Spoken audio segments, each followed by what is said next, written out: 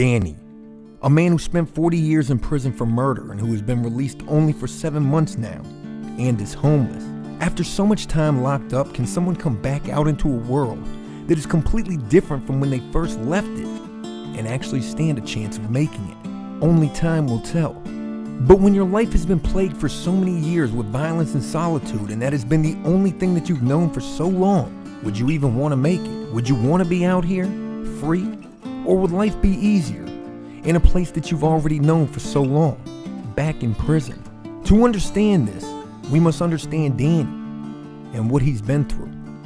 But first, we must understand where he's been. Starting back in 1977, when Danny first went to prison, a place called Cedar Junction, formerly known as MCI Walpole in Massachusetts, a security level 6, a place that is no stranger to violence and was once considered one of the most violent prisons in the U.S.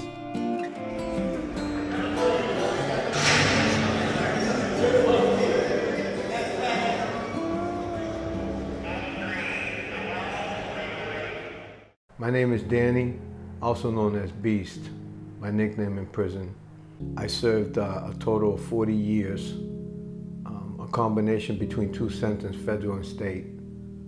The first one begins with the state prison, Walpole State Prison. I served 24 years out of a sentence, 31 to 35 years for armed assault with intent to murder, assault and battery with a dangerous weapon, and assault and battery. The second one was charged for a shooting. The state dropped it, but the feds came in and got me. And I served 16 years on that. My first prison sentence began in 1977. It was Walpole State Prison. It was a very, very notorious place. It's probably one of the #1 most dangerous places in the country. I was a kid.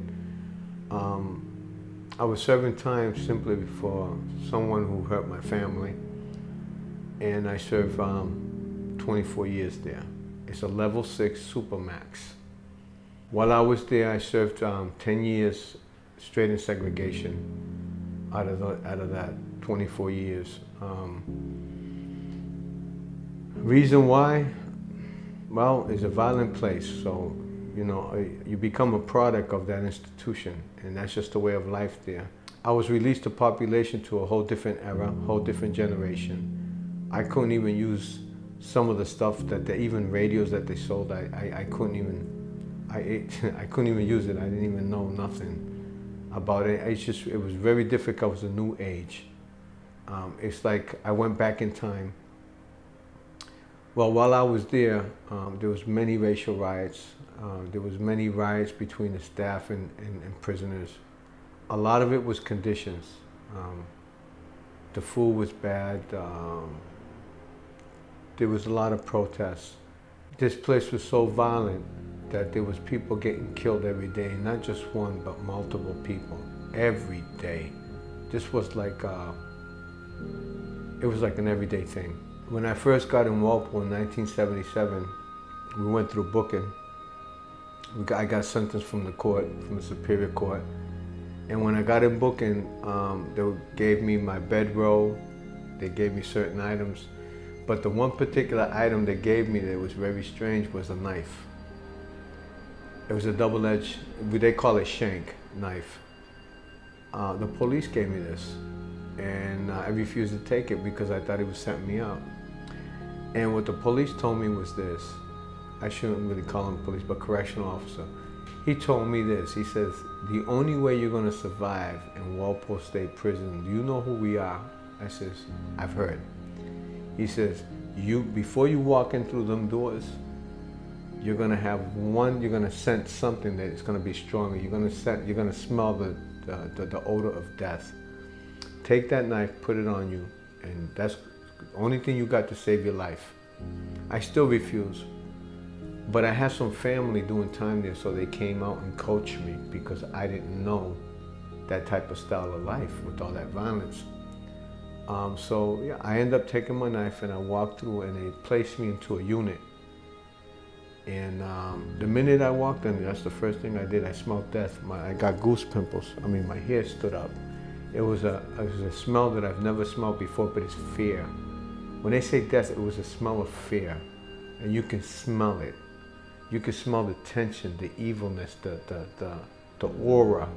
I mean, it was just like something evil, like if somebody being possessed. Honestly, I was scared. I was a boy. I just came from the military. I was scared. 2 hours, I said 2 hours within reaching the unit, it was a lockdown. Somebody ended up getting stabbed in the corridor and he was dead immediately. But I learned later on there was probably about another 7, 8 stabbings prior to me getting there at that time. I went to my uncle and I said to him, "Is this real? Oh, is this, what's going on here? Is this real?" He says, "Yeah." He taught me a lot while I was there.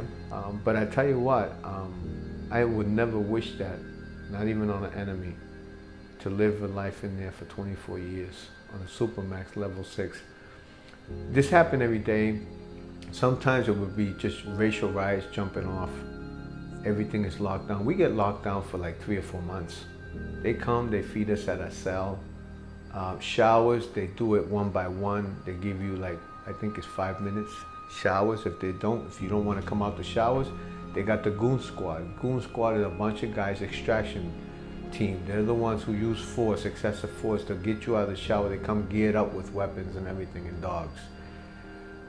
It was that type of lifestyle, and that's just the way it went every day. I don't think that maybe once a week, probably once a week, it's probably maybe one day out of a week that there wasn't an issue going on. But every day the place was locked down. If it wasn't locked down for 2, 3, 4 hours, they lock it down for months at a time. I think the longest lockdown that I went through, probably 6 months. 6 months of lockdown, and that was because an officer got killed.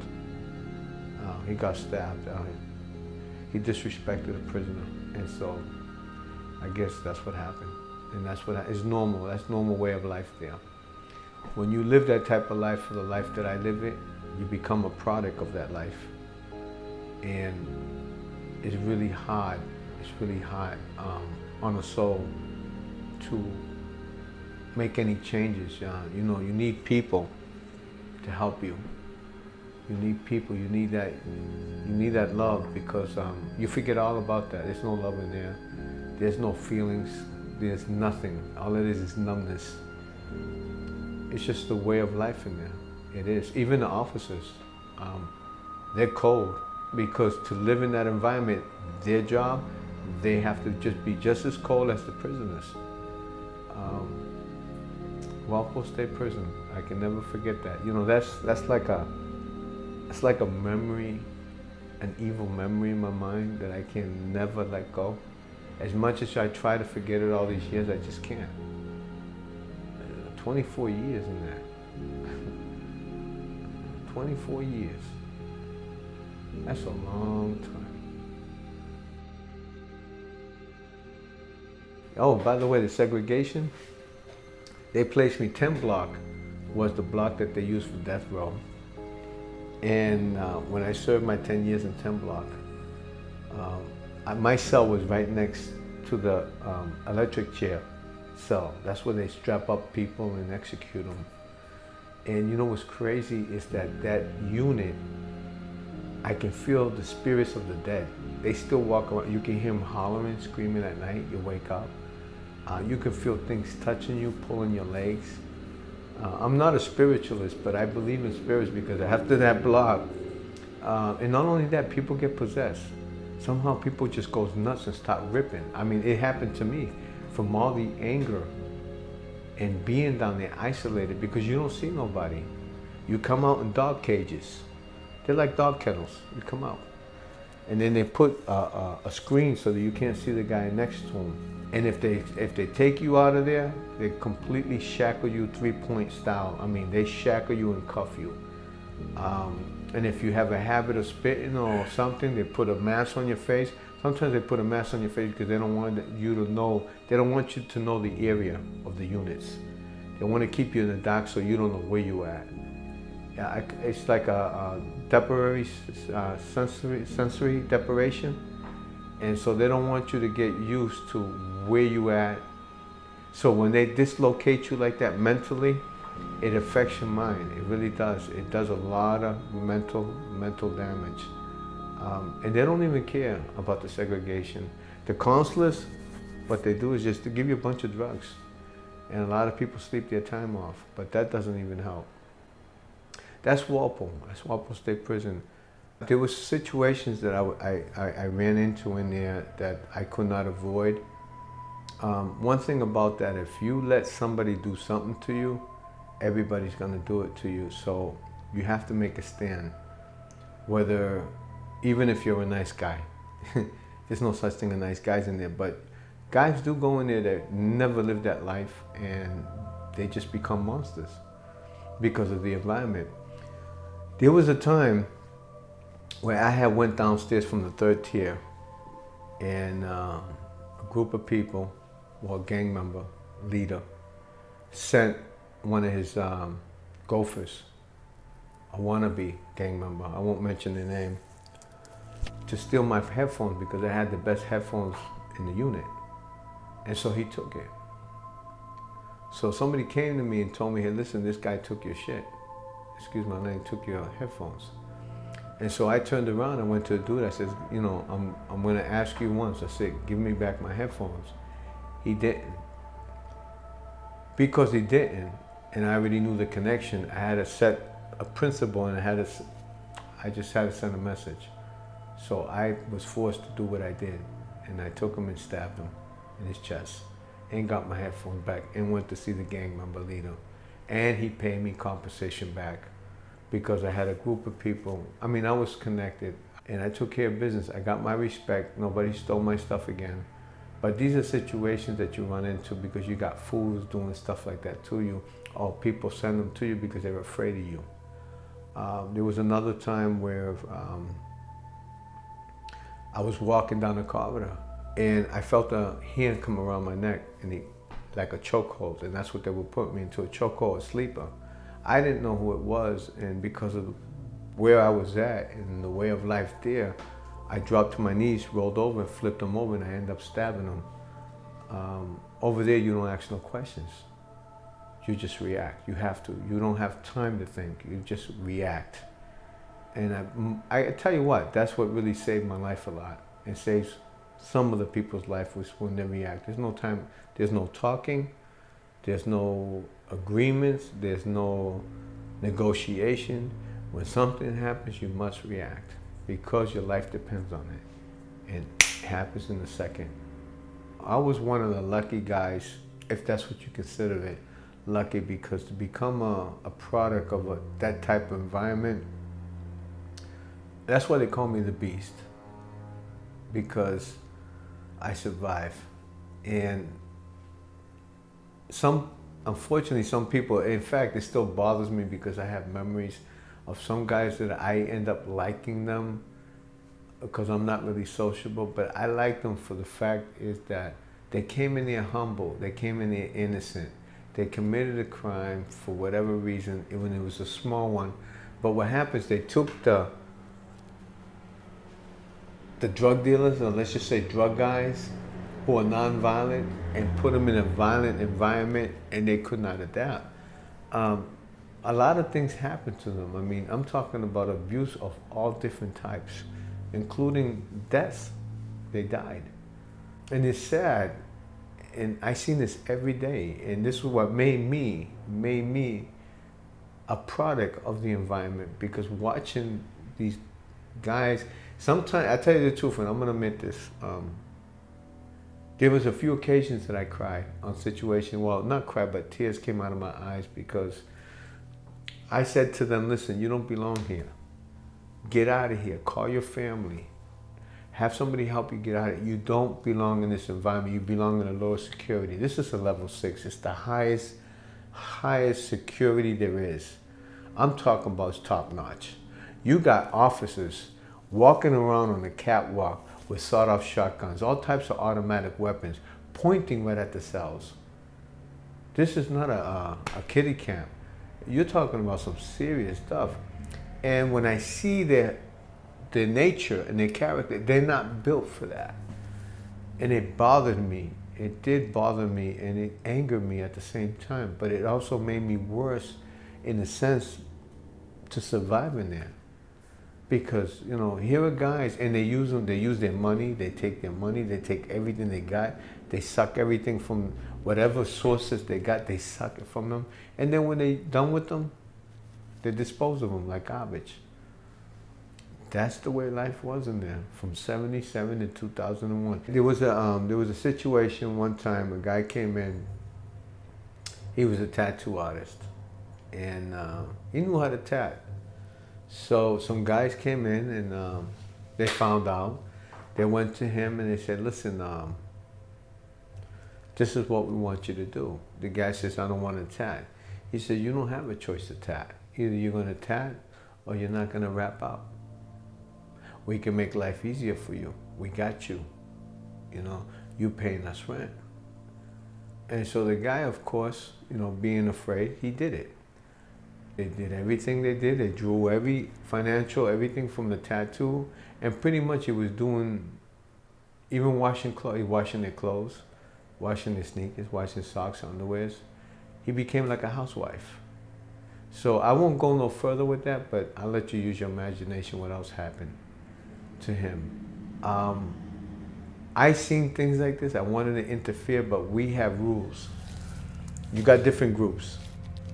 So if I'm in this group and this man in this group, I'm not allowed to go over here and help him, even though I want to, because I like him and we have a friendship.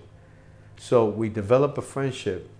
So I cannot go over here from over there, because if I do, I violate that, then I'm gonna get my group involved. And then I gotta deal with my group and they can possibly stab me to death. And that's just how it rolls. And so everything is designed in a way that it's just hard to function. You cannot really make your own decisions there. You can't, until you become status, of a person of status. Eventually, I became a person of status at Walpole, but I earned it. I had no choice. So it brought the beast out of me. That's why they call me Beast. But it brought the beast out of me, and because of that name, I'm known. I'm known, and but it wasn't by choice. This is what I want you to know. It was by design of the environment. I try to do positive things. For example, educate myself. I took college, I think about 2.5 years. I spent a lot of time in the law library. I played a lot of basketball. My sport was basketball. I made the #1 team all the time. I was point guard. I was the #1 point guard because I'm short, fast, and I'm a left hand. I did try to do the best I can for positive means, just to alleviate some of this negative stuff that was going on, but it was still tough, because even when you do the positive stuff, the negative stuff was still around you. It was really hard to block things out, but it's just a way of survival.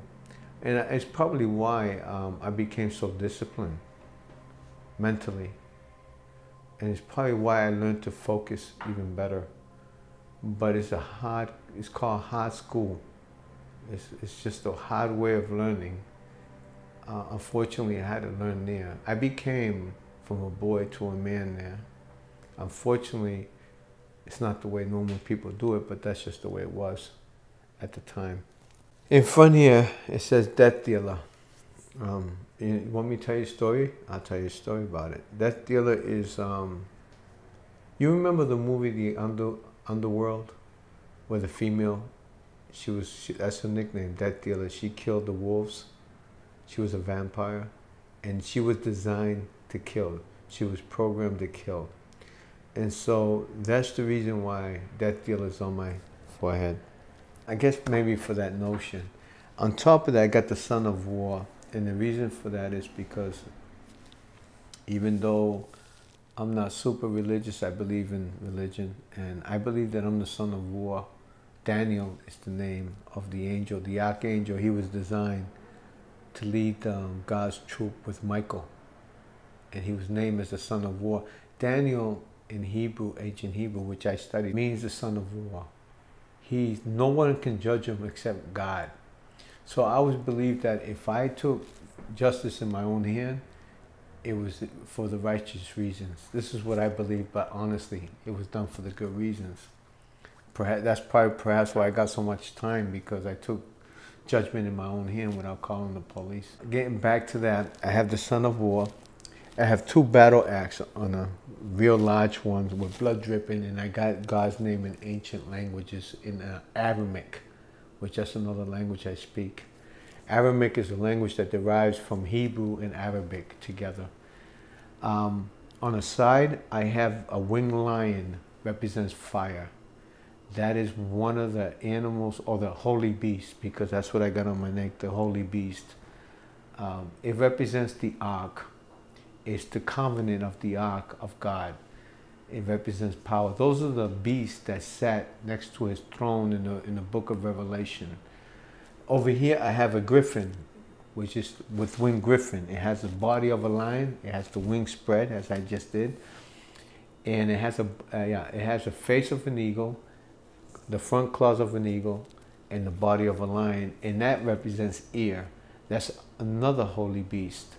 So I have it here. I have actually the 4 holy beasts tattooed on my head. In the back, I got a death skull, which represents earth, represents death. The angel of death, as you heard, is in Revelation. And then, of course, the horns. I got the horns in the face of a man, represents water. That's another symbol. So not only do I have religious tattoos, but it looks wild so people don't understand because they don't know symbol. Because usually Egyptians, that's what they do by hieroglyphics. In my eyes here, I got death homicide. That's a long story, but I'll try to give you a little idea. Those are the people that I represented back in the days when I was young. I did do tattoos of blood dripping in my eyes, and that was really done not because I was a gang member, but because it shows the blood, sweat, and tears that I suffered through life. And I just wanted to represent that to people so that they see that. Whether they got that same message that I was trying to perceive, maybe not. But to me, it meant that I suffered. It's not just the pain that I went through, but also the pain that I put people through. And it's very important that I get that together, because not only do I suffer the pain, but I also put people through pain. And I regret that. That part I do regret. The second part I do. This is I got a dragon here, and I got a dragon here, and it represents the beast. Now on my back, of course, I got my old patch. I'm not going to mention their names. On my neck, I got the Puerto Rican flag with the machete. Represents machetero from Puerto Rico. I got a Glock here. The name of this one is Deathbringer. And this one is, this other Glock that I have here is called Deathbringer. Well, this Deathbringer, this is Deathgiver. And then on my back, of course, as you see, it's called the Holy Beast. That's my nickname. And I got that name because of knowledge and of power and rank. What does it say across the chest? Oh, that's a good one. It's called Doc Regulator. That's the name that they give the enforcer to take care of business. I deal with everything that's dark and evil and unjust. So that's what it's called. And then the names up here, of course, are my grandchildren. With these tattoos that you have, do you regret any of these tattoos? No, because I earned them. I've earned them. I don't regret them. They're with me. They do affect me. They affect me on profiling, on jobs, apartments. Even saying hi to somebody, they walk away. But it's okay. I'm used to it. I don't mind. But I did it based because at the time, in my environment in Walpole, and doing federal time, you see what I'm saying? I believe that these things that I have on me, they were a part of me, they were a piece of me because I earned them, because of that product that I became of the system. If I wasn't a product of that system, there's a good possibility I won't even have any tattoos. I seen kids go in there with nothing and come out completely body-wise with tattoos because they do years in there. And you have to adjust and go by the rules. That type of environment, there's rules you gotta follow. Rules that you don't like and nobody else like, but you gotta follow them. It's a code. And if you don't follow them, you don't jump on the train, then guess what? You're gonna miss the train and you're gonna get on another train where you're gonna get abuse. And that's what they do. The tattoos on my arm, which is knives, you can see them. These are knives. Now, I'm not gonna really get into it and explain what I really want to say because I don't want to give the viewers a misconception. But these knives here is a symbol of how I survive, of what I needed to survive in prison. The knives. And I use them very well. I had no choice. I had to train. It's like when you go into a boxing match and you're professional or amateur.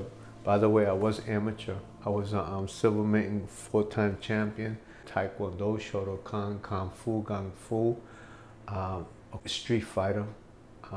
I did it all. But that's just the way I had to survive. Some of the tactics that I learned on the street helped me survive in prison, especially in Walpole. And it helped me. And I don't regret going to school when I was on the street for Taekwondo, Shotokan, or even boxing for silver medal and golden glove. Why? Because I tell you what, that's what saved my butt in there. Along with the knife that I got from the correctional officer. So that's just the way of life.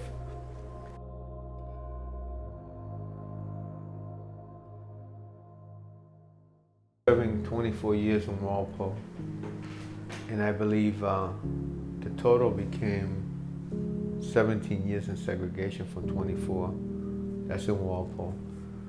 I ended up getting out. My father died. I didn't mention about my mom early in Walpole. She died from bad causes. That's what led me to that conviction. But anyways, they hurt my mother. But my father died the same day I got out from Walpole. I remember that day because it was crucial. And you know what's crazy? That the captain came and told me that my time was up in Walpole. And I told him I wasn't going anywhere. And I was in the STG block and the gang block, and I won't mention the gangs. There was 2 different gangs in there. And he asked me, he says, Sanchez, your time is up. You gotta pack your shit and go. I'm sorry for using the word shit. You gotta pack your things and go. Because that's the way they talk. I said, well, why? He said, because your time is up. I said, so? He says, you gotta go. I said, I ain't going. He said, well, if you don't go, what we're gonna do, we're gonna use the extraction team and get you out of here. We'll throw your stuff right out the front door and throw you out the front door. I said, well, make it happen then, because I'm not going anywhere. And he pulled me to the side. He said, Sanchez, you're done with your time. I says, I ain't got nothing to do out there. I don't know the way of life. You know, it's nothing. I have nothing out there. My father is dying. My mother's dead. I don't have nobody to go to. This is all I know. I did 24 years in your system. And he felt so bad that I can see I shed a tear coming out. He said, Sanchez, please, don't make me order for them to remove you. I said, well, go ahead and do it. So when I while in the block, I had the gang leaders come to me.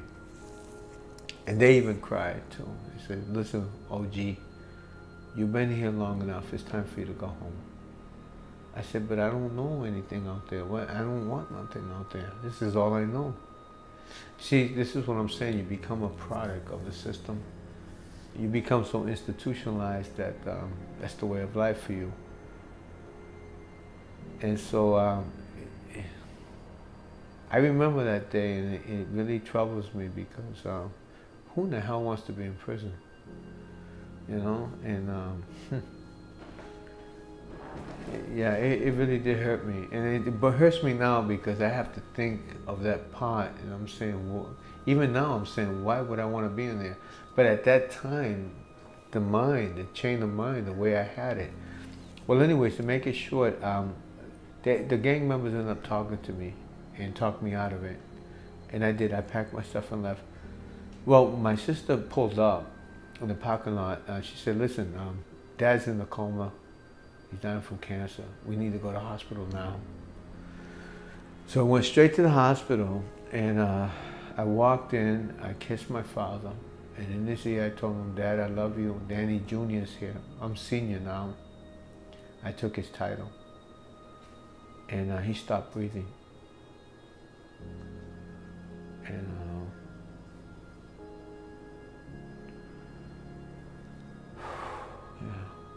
yeah, he stopped breathing. I'm sorry.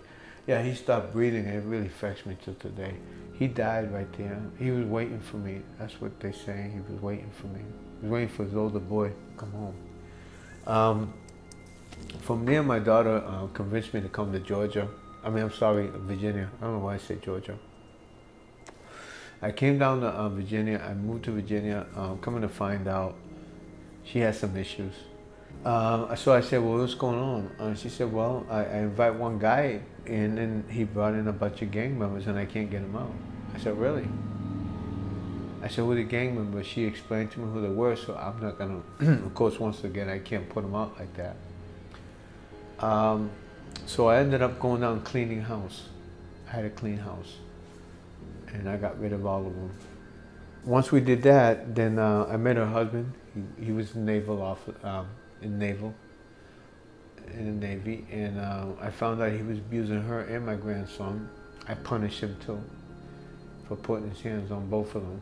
I punished him, and so because of that, of course, he whined and dined her, gave her flowers, "I'm sorry," and so she ended up kicking me out. Anyways, I run into a lady, and I had a relationship with her, and she had my baby, and she worked at a particular restaurant, which I can't mention, for the reason for, just in case I get a job with them in the future. I hope they forget. It's so old.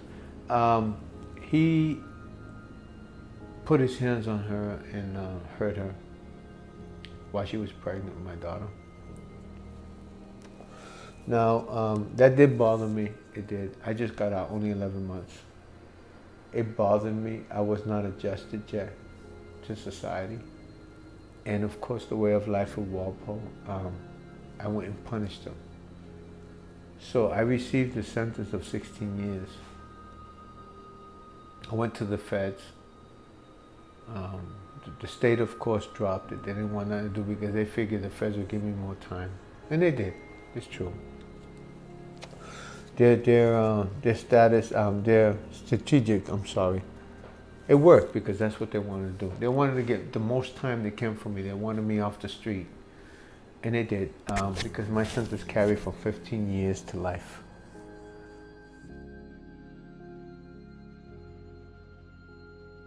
But I served 16 years for protecting my family.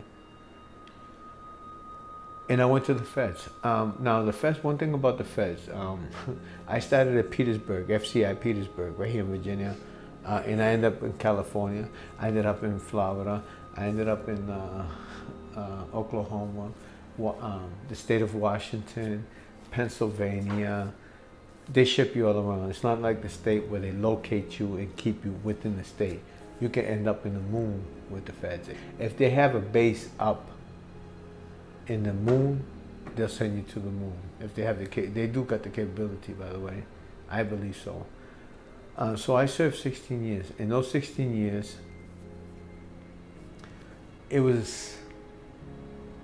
I've been to institutions like Walpole.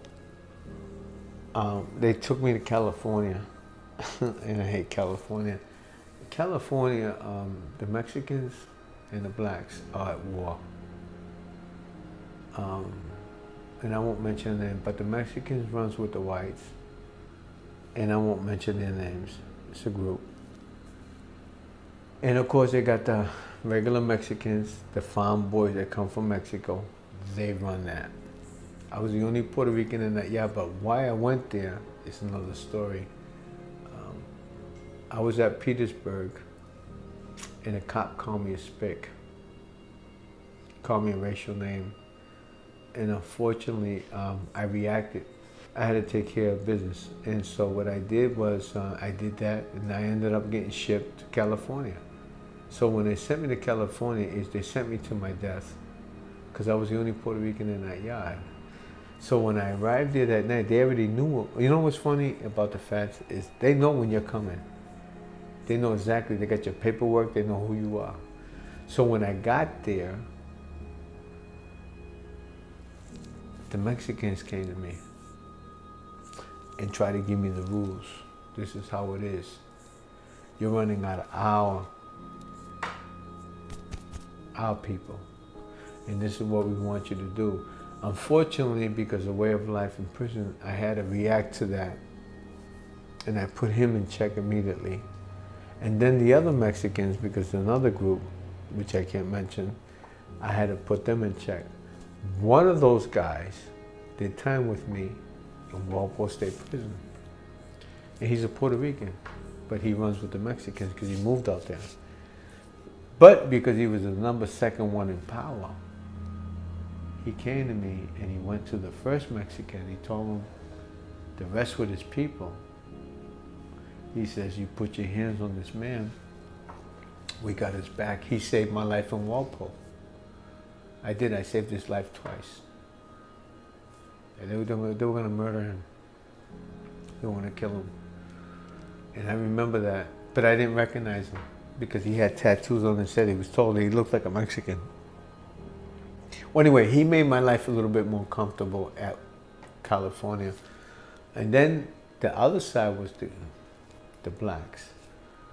And I'm not going to mention their groups. We all know what time it is. But I chose to be with them, the blacks, than the Mexican, because the Mexicans don't like Puerto Ricans, and that's what I am, Puerto Rican. We have discrimination within our own race. It's wrong, but that's just the way it is. The way of life in California, that was a maximum. And I'll tell you the name of the place, though. It's called Victorville. It's in Bernardino County in California. It's one of the most roughest place in federal system at the time. It was probably #1 killing joint besides Pollock, Big Sandy's, and there's a couple of more that I can think of, Allenwood. Okay, those are the 4 major ones in the feds where killing is the way of life.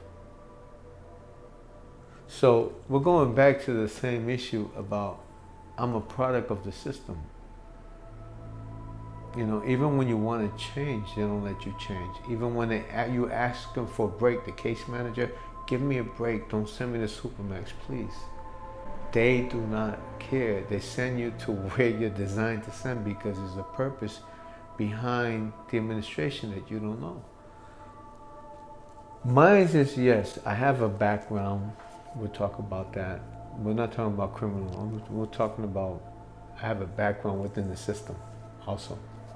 Because of that reputation and because of being defiant to them and standing up for yourself, this is the situation you go through. They put you in a situation where they put your life in danger. Why I was placed on diesel therapy. First, let me explain what diesel therapy is. Diesel therapy is a method that the feds use when they don't like somebody, or they have assault on staff, or they have some type of record reflects in opposition to them. They also do it to jailhouse lawyers who help people. Whatever it is that they don't like, they put you on diesel therapy. The reason why they put me on diesel therapy was the fact that an officer called me a spick, a racial comment, and I ended up breaking his jaw.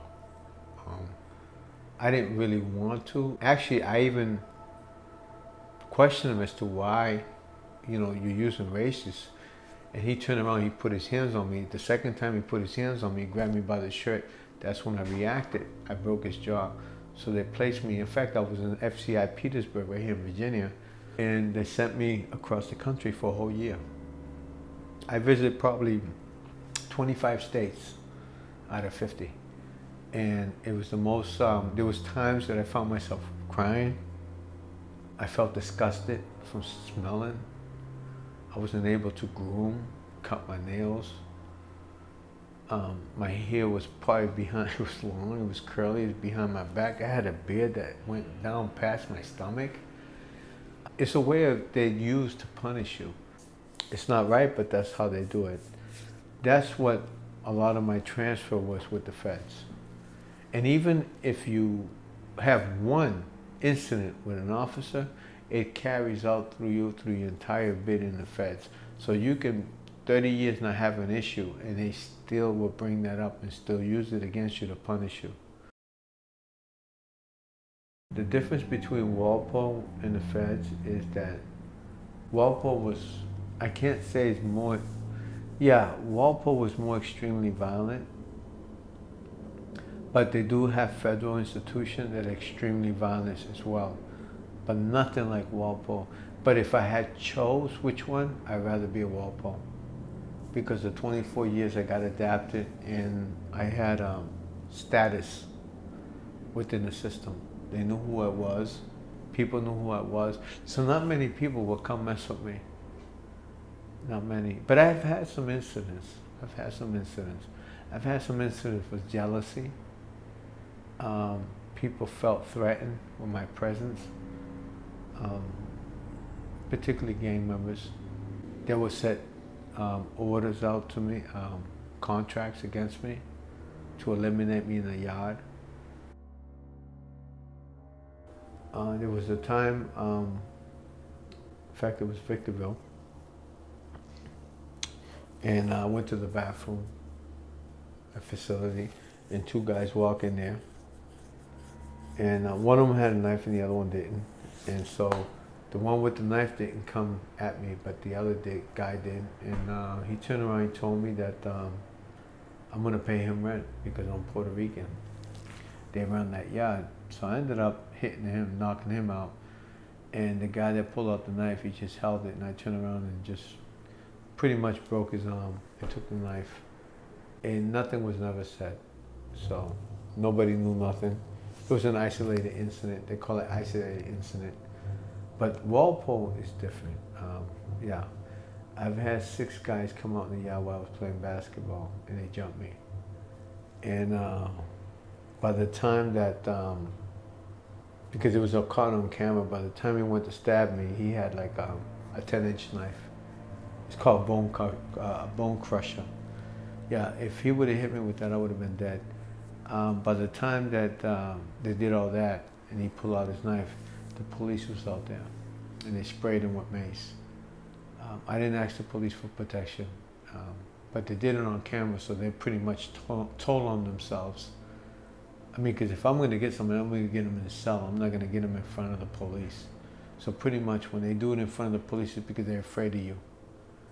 They're afraid of you. But like I said, that's the way of life in there. And if you don't know how to fight, and if that's the way of your life, you better make it, because that's the only way. Unfortunately, these days, no, but there are some joints like that now that are like that, that are very active on extreme violence, and it's the way of life. But back in the days, in the 70s and early 80s, it was in 60s, it was a common, it was the way of life all over the country. And I'm not trying to glorify Walpole, but it has its respect.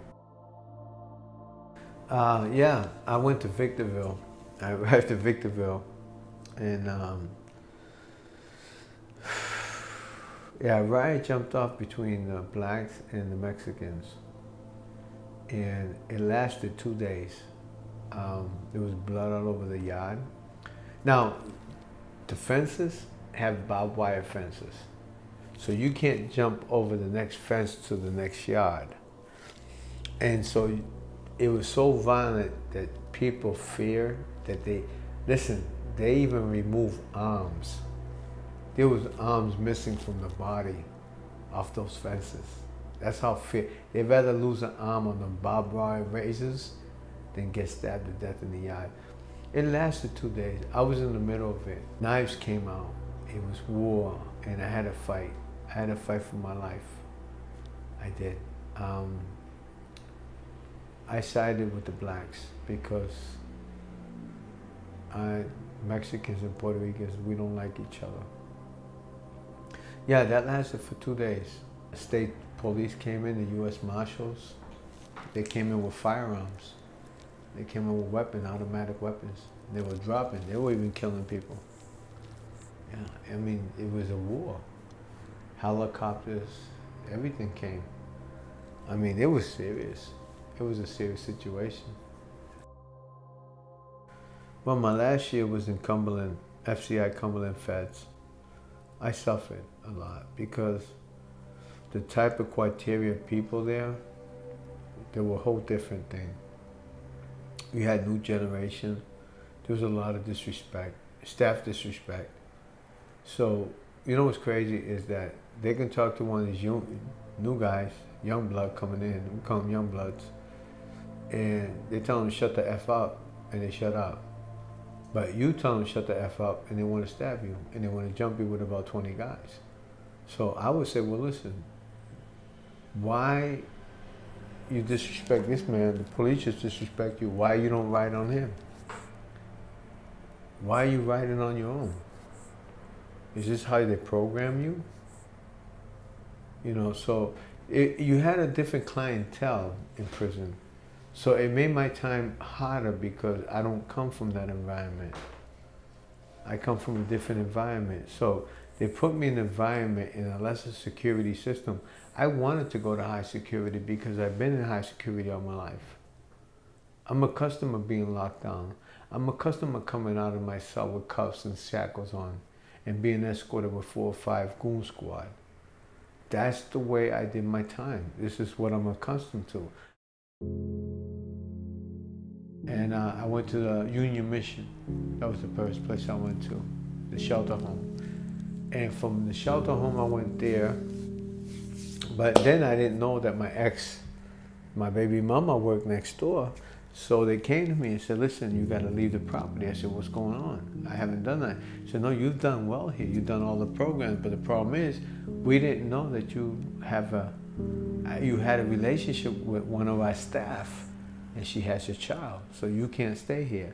You come back on the property, we're going to have you arrested. So that killed that opportunity in that shelter. So I left without no problem. I went to Salvation Army, and they treat me bad too. So they only gave me maybe 7 days and told me I can't come back no more for no reason at all. So that left me homeless. So those are the only 2 places of shelter home in Virginia, in Norfolk. So now I'm on the street because of that. So I don't understand why. That's what they're designed for, to help homelessness, and I can't get no help.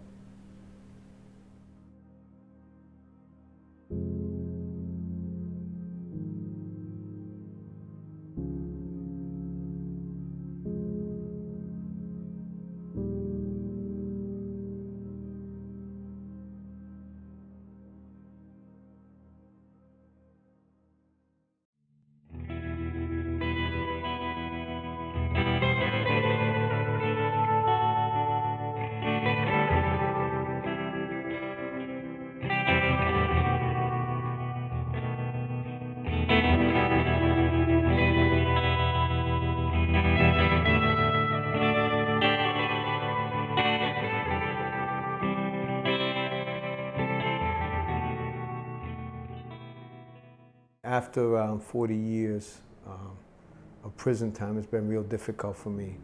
I don't know if you remember the show, it was a cartoon. I'm just throwing this so I'll give you an idea how I feel. You had the Flintstones and then the Jetsons. I went in when I was the Flintstones and I come out with the Jetsons. Everything is space for me now. I still have trouble adjusting people, even traffic lights. I don't even know how to push a button. I can't even find it to stop, you know what I mean? So that you can cross and the red light comes on. Going into places, the mall with a lot of people, including using the telephone. I used the telephone and I got into 2 seizures by using the telephone. I'm still having trouble with the telephone, but I'm working on it. Just, it's nice to be out, believe me, don't get me wrong, but it's a whole different world, different people. All I remember was the 1970s. I'm still stuck on the 1970s. But like I said, it's been a long time, and I have a long battle and a long way to go to adjust. It's not simple. I'm working on it. When it came with the feds, I got more frustrated because, you know, as I was walking out, I was going to a halfway house, and the lieutenant pulled me to the side and he said, listen, I'm going to share something with you because you've been in a long time. You're going to a different world. You're going to a halfway house. It's designed for failure. Remember that. When you get there, it's designed for failure, for you to come back and end up wrapping up your entire sentence. He was correct. I left, they gave me a pair of pants. No, actually, they didn't give me a pair of pants. I had a hard time getting a jacket from them because the weather was kind of cool. The sweatpants that I left with was the ones that I had in there, and the sweatshirt. Oh, they gave me a pair of underwears and a pair of socks, and a jacket that I had to pretty much fight just to get it. They wouldn't give me anything. For money, I think they gave me, the halfway house, they gave me like $40-something. And that was for my travel, to eat one meal, and to take a taxi when I get to downtown. I came 2 minutes late and they were going to send me back. It's unbelievable, and it wasn't really my fault. It was just a taxi issue that it takes time. Well, I had a bottle of water and a pack of cigarettes. The guy took my water from me and took my cigarettes and says, I can't bring nothing from the outside, I can't smoke.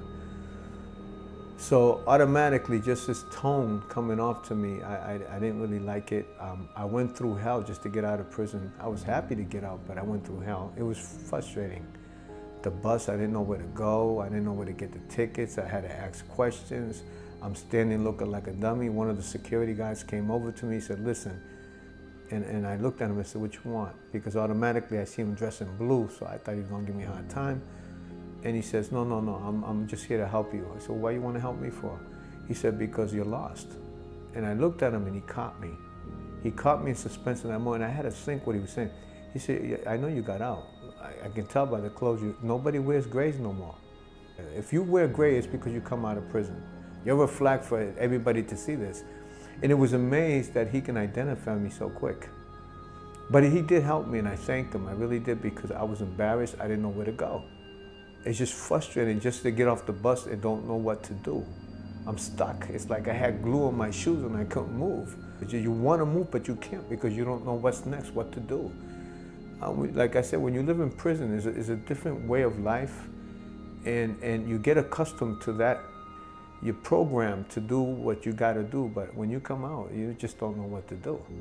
You're trying to think, well, you know, if I do this, I don't want to make a mistake and stand out. I'm trying to keep a low key, low profile. Of course, it was difficult with my tattoos to do. But like I said, when I got to the halfway house, it was even more difficult for me because them people were not very friendly. I was lucky, fortunate to end up in a 2-man room because I don't do 4 or I don't do 6-man. It's difficult to live with one person, never mind another 4 or 5 people. I got some good roommates there. Unfortunately, I was not able to go anywhere. The only thing I got the most was only a 2-hour pass to go get some personal hygienes. So I really didn't get a chance to see the streets. I pretty much was in prison there. And I asked them to send me back to prison. Because if you're not gonna let me out and see the world and let me get adjusted, then send me back. It came to a point in time there that we started beefing. We started beefing because since they wouldn't give me a pass, they went, oh, by the way, when they did give me a few 2-hour pass for work, to go look for work. I found, I think about 4 or 5 jobs, and they came in, they asked for me. And what happened was the lady downstairs who's in charge of that program for work, she's the one that receives the calls and give you the appointment and give you the passes to go for this job. She was giving my job to somebody else because she didn't like me. Unfortunately, when I went there, I was profiled because of my tattoos and the type of time and the violent crimes that I got. One of the guys that worked there, he liked me. He pulled me to say, listen, I'm nobody here. I'm just a case manager. He said, but you got to watch your step because nobody likes you here. I said, why? He said, because your tattoos and your background of history. You're the only one in this halfway house. I think there was probably about 36 people. And they have females downstairs. It was a co-ed. And he says, you're the only one with your type of record here, so they don't really want you here. They're really afraid of you, and they want you out of here. So when I got there, I had minuses against me automatically. As much as I tried to do the program there, they wouldn't even let me go to the programs. I was supposed to participate in the program and said, no, you can stay in the room. You're okay, you're excused. Because they felt me showing up with my tattoos, everybody's looking at me, it's taking their attention away from what they're doing, and that's not my fault. I was supposed to be there the program to help me adjust, and they didn't even want me there. It became really tough there that what happened was they sent me to another halfway house up in Newport News. And that one was, they treated me, they heard what happened, they felt bad, they told me it was wrong what they did, but they treat me pretty good. I got more passes, I started going out, I started seeing the world, and I spent a lot of time in the park, really thinking, looking at the water, and kind of like, you know, I felt real comfortable there. After that, I went to the Union Mission, a shelter home. It was a nice place. They do help. Unfortunately, they got rid of me because I had a relationship with one of the ladies there, who was the mother of my daughter. And I guess when she told them who I was, they told me I had to leave, so I was homeless again. From there, I went to the Salvation Army. The Salvation Army, they got rid of me too. They didn't want me there. They gave me a hard time, pretty much because of who I am, my background, criminal life, and the type of time I've got, because a lot of people don't want to deal with somebody who has 40 years. So my coming home was very stressful. I didn't have anybody to say, hey, yeah, come on, man, I'll help you out. Here's the employment office. This is the store over here. This is where you buy this here. This is how you use a cell phone. I didn't have that. People were not open arms with me. But like I said, the last time, I'm used to that. I'm used to being alone. It doesn't bother. I'm lonely, yeah, of course I am. But I'm used to it because guys like me, and I'm not the only one, guys like me has to live that way. That's the way of life for us, you know. It's really tough adjusting. It really is, and the main thing that I have a problem with is trusting. I can have a really good guy come to me and want to help me, and I'm thinking he's up to something. He wants something from me, and because the way of life in prison, you don't trust nobody. Not your mother, not your father, you don't trust nobody. So adjusting is really tough. I gotten a little better, but I'm still having problems adjusting. The hardest thing for me after wrapping up all those years, 40 years that I served, was technology. I was getting off the Greyhound bus, and I think this was in Maryland. I forgot what city it was, but it was in Maryland, up by DC. And I was thirsty. I was so thirsty, so I went to go get a bottle of water. And so I'm looking at the machine, the Coke machine, because that's where the water's at. And I'm looking at it, and I had no clue where to put the money in. I didn't know how it works. And I was staring at it, and a lady and a guy that was working there came over and says, you must have just gotten out. And I looked at him, and I was just embarrassed. You know, I didn't know what to say. My face turned pale. And the guy says, listen, everything's cool, man. We're just here to help you, you know? And so he said, give me the money. I'll show you how to do it. And actually, he gave me back my money. He bought it for me. He felt so bad. I watched him do it, and I said, I didn't know where you put the money in there. I said, what happened to the other style of Coke machines where you just put the coins in and it was easy? He said, they did away with that. He said, how long you been going? I told him 40 years. He said, oh my God, he was shocked. I went through a culture shock. I think that's the right word for that, culture shock. The other things were like, I still don't know how to use a washing machine or a dryer.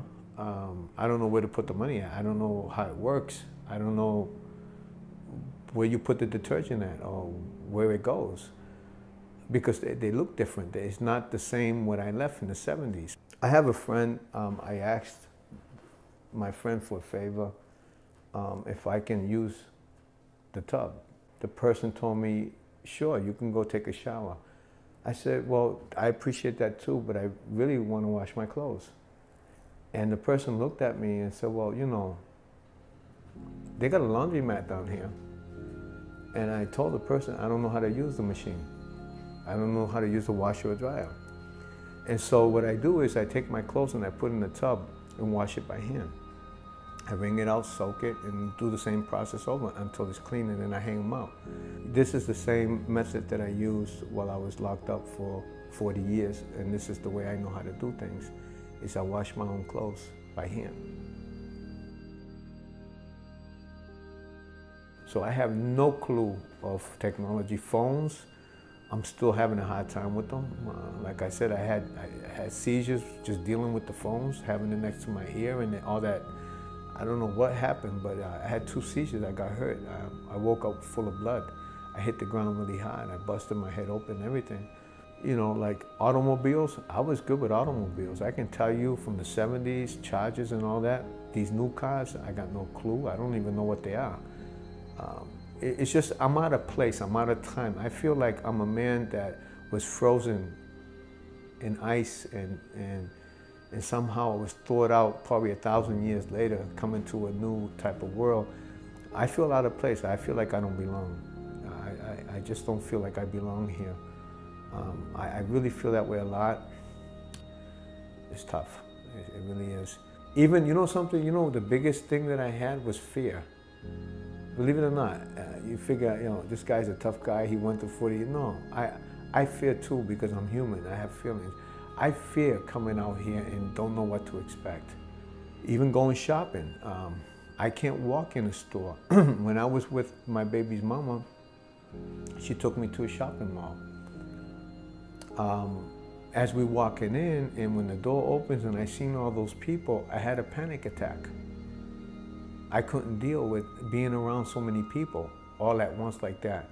And what's crazy is that I felt more comfortable being with killers and convicts and serious people, but I was around people who were harmless and I was afraid of them. I was more afraid of them, and I don't know why. I went running back to the car. She chased me. Probably took me about an hour and a half to go in there. And even still then, I was uncomfortable. I was sweating. That's when my anxiety kicked in.